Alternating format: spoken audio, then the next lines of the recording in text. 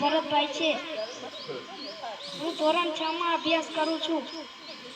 આજે હું તમને વકીલ વિશે થોડી માહિતી કહીશ, તો આપ સૌ શાંતિથી સાંભળજો।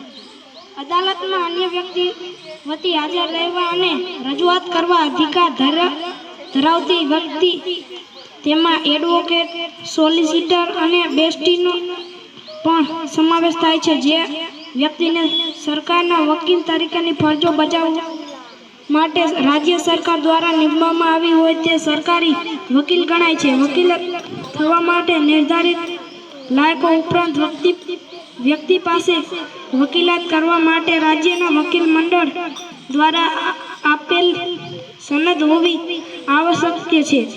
કોઈ મુકદ્દમા અંગેની સૂચના આવી વકીલ બજાવવામાં આવે અથવા એ મુકદ્દમા રજૂ થયેલ અરજી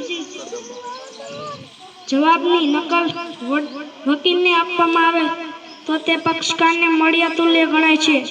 મુકદ્દમો ચલાવવાનો અધિકાર મળે તેના કારણે વકીલને એ મુકદ્દમામાં ચૂકવતા કે ડિપોઝિટ થતા નાણાં ઉપાડવાનો અધિકાર મળતો નથી।